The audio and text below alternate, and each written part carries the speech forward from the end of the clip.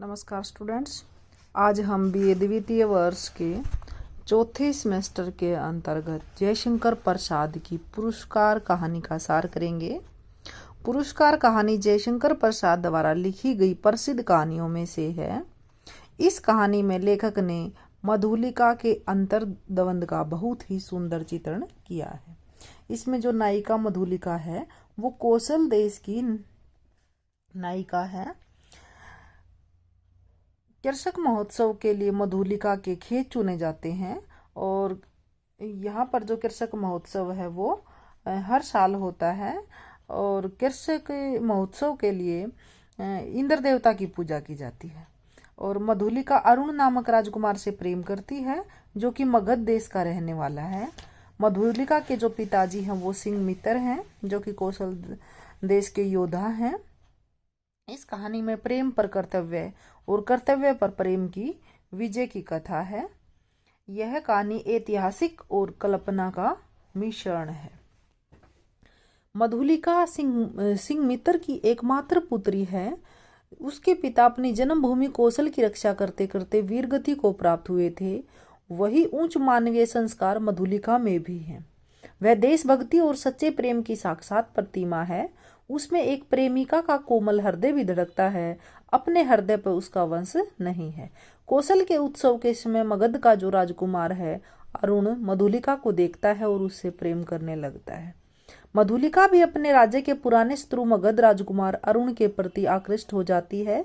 उसका प्रिय उसे अपनी राजरानी बनाना चाहता है और उसके सामने महलों के वैभवशाली चित्र प्रस्तुत करता है। एक बार तो मधुलिका भी उसकी बातों में आ जाती है। वह राजकुमार अरुण द्वारा रचे गए षड्यंत्र में भागीदार बनने का निर्णय ले लेती है, लेकिन फिर उसे कौशल नरेश के वे शब्द याद आते हैं जो उन्होंने कृषि महोत्सव के समय कहे थे। उन्होंने उसे कौशल के वीर रक्षक सिंह मित्र की कन्या कहकर संबोधित किया था। वह सोचने लगी कि उसी वीर सिंह मित्र की पुत्री आज क्या करने जा रही है। अपने ही देश के विरुद्ध षड्यंत्र में भाग लेकर वह कितना बड़ा अनर्थ करने जा रही है। अंधकार में मानो उसके पिता की आकृति उसे चेतावनी दे रही थी, पुत्री ऐसा मत करो, अपने देश को पराधीन मत बनाओ। कर्तव्य और प्रेम से उत्पन्न अंतर्द्वंद को उसे लंबे काल तक झेलना पड़ता है। वह इस पीड़ा को सहन करती है।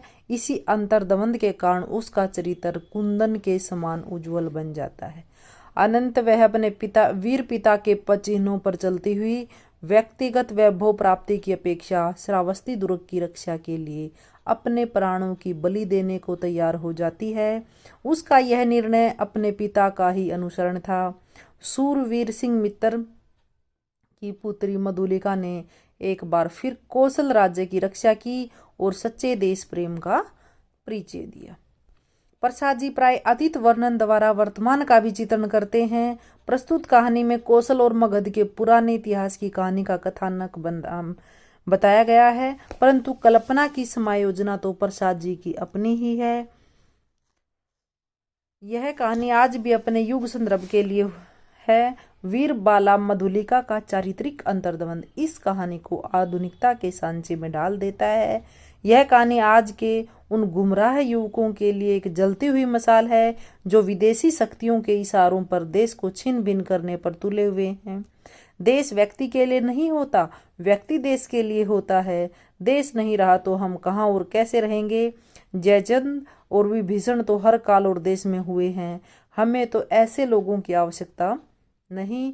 हमें तो मधुलिका जैसे वीर युवतियां और सिंह मित्र जैसे सूरवीर युवा चाहिए जो लोग अपनी मातृभूमि के लिए अपने प्राणों का उत्सर्ग करने के लिए तैयार हों। कौशल नरेश का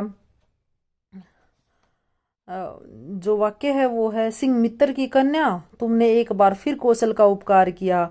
यह सूचना देकर तुमने पुरस्कार का काम किया है। अच्छा तुम यहीं ठहरो, पहले उन आताइयों का प्रबंध कर लूं।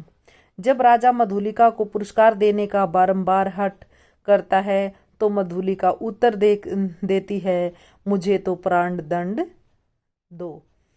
तो इस प्रकार से प्रस्तुत कहानी पुरस्कार प्रेम और कर्तव्य के अंतर्द्वंद को चित्रित करके आखिर में कर्तव्य की विजय को दर्शाती है। यह कर्तव्य देश के प्रति है जो कि प्रत्येक व्यक्ति को अपनी मातृभूमि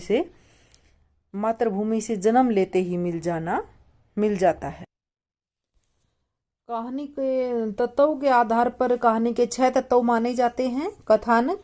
प्रस्तुत कहानी में जो कथानक है कुछ कुछ ऐतिहासिक लगता है, परंतु इसमें कल्पना का भी मिश्रण है। यही जयशंकर प्रसाद की निजी विशेषता है। इस कहानी में कौशल के वीर देशभक्त सिंह मित्र की पुत्री मधुलिका और जो दूसरे राज्य मगध का राजकुमार है अरुण की प्रेम की कथा का वर्णन है। मधुलिका राजकुमार अरुण के परिणय निमंत्रण को स्वीकार करके उसकी इच्छा अनुसार अपने राज्य के विरुद्ध एक बार तो भागीदार हो जाती है, परंतु उसकी अंतरात्मा है उसे धिक्कारती है और वह षड्यंत्र का उद्घाटन करके राज्य की रक्षा करती है। कहानी का जो अंत है वो बहुत ही नाटकीय है। प्रस्तुत कहानी की कथा वस्तु संक्षिप्त होते हुए भी भावपूर्ण और सरल है। इस कथानक द्वारा लेखक कर्तव्य और प्रेम के द्वंद्व को दिखाकर अनंत प्रेम पर कर्तव्य की विजय को उद्घोषित करता है। पात्र इसमें मधुलिका है और अरुण है। मधुलिका इस कहानी की नायिका है। वह देशभक्त और सच्चे प्रेम की साक्षात मूर्ति है और एक द्वंद्वग्रस्त नारी पात्र है। मातृभूमि के प्रति उसमें प्रेम है और वह वीर और साहसी कृषक बालिका है और एक सच्ची देश प्रेमिका है। जो नायक है वो अरुण है, मगध का राजकुमार है। उसे एक सच्चे प्रेमी के रूप में चित्रित किया गया है। इस प्रकार से यह चरित्र प्रधान कहानी है। इसके अतिरिक्त कौशल के महाराज और मंत्री के चरित्र गौण हो जाते हैं। संवाद और वार्तालाप। पात्रों की पारस्परिक बातचीत को ही कथोपकथन या संवाद की संज्ञा दी जाती है। पुरस्कार कहानी के संवाद कथानक को आगे बढ़ाने के साथ साथ पात्रों के चरित्र पर भी प्रकाश डालते हैं। इस कहानी के जो संवाद हैं वो स्वाभाविक, पात्रानुकूल और मनोवैज्ञानिक हैं। विशेषकर जो ये संवाद हैं वो अधिक लंबे नहीं हैं। कहीं कहीं तो संक्षिप्त संवादों का ही प्रयोग किया गया है। उल्लेखनीय बात है कि ये संवाद मधुलिका के प्रेम और कर्तव्य के संघर्ष का उद्घाटन करने में विशेष रूप से सहायक है। देश, काल और वातावरण। वातावरण निर्माण की दृष्टि से यह प्रसाद जी की श्रेष्ठतम कहानियों में से है। लेखक ने कथानक के सर्वथा अनुकूल वातावरण का वर्णन किया है। कहानी पढ़ते पढ़ते पाठक सहसा उसी वातावरण में पहुंच जाता है। इस प्रकार से कौशल के कृषि उत्सव का वर्णन करते हुए भी कथाकार ने तत्संबंधी वातावरण का भी यहाँ पर चित्रण किया है। भाषा शैली। प्रसाद प्राचीन भारतीय संस्कृति, आदर्शों और वातावरण के परम भगत थे। इसकी छटा उनकी कहानियों में भी ओतप्रोत रहती है। इसी भावना का प्रतीक उसकी भाषा भी है।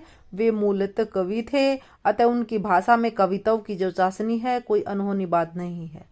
कुछ लोग प्रसाद की भाषा को क्लिष्ट बताते हैं, किंतु अभिव्यक्ति के लिए समुचित वाहक भी तो है। जो कुछ उन्हें कहना है वह उससे हल्की व अन्य शब्दों वाली भाषा में कहा ही नहीं जा सकता। इस भाषा में अमूर्त भावनाओं के आधार पर मूर्त की अभिव्यक्ति है।